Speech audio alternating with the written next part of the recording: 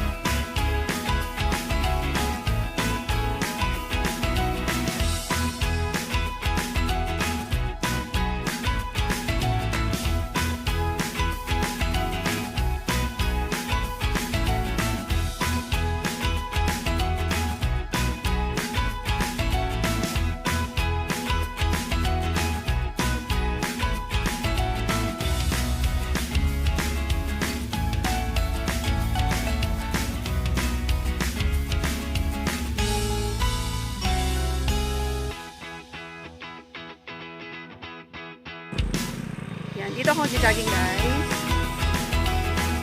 Luwang guys. Ayan, maganda dito mag-jogging kasi walang daan sa sakyan. So,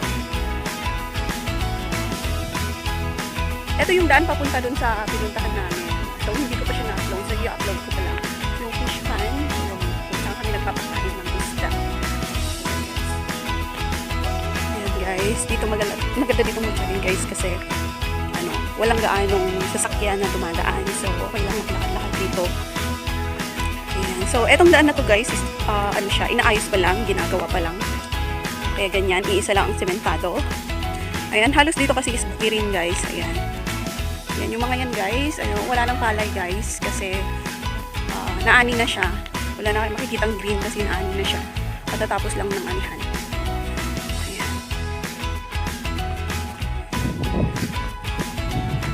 Ayan guys, ibang luwang.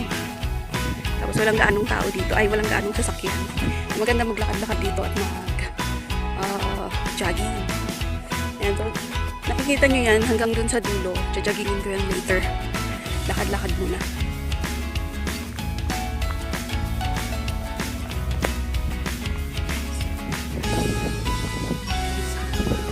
Isa ko lang. Yan ang maganda dito kasi walang makikitang sasakyan maganda siya mag-jogging. Ngayon lang siya semento.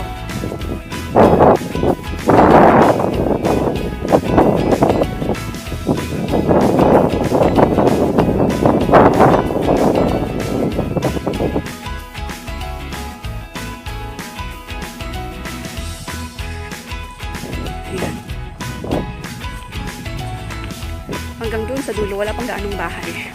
So ayan, pa isa-isa lang din dito. May ginagawa pa on the way. Ayan. Puro ba yan dito. Tapos dun sa pinakadulo, sa ako mag-jogging. Ayan, may kasama kong bata. Oh.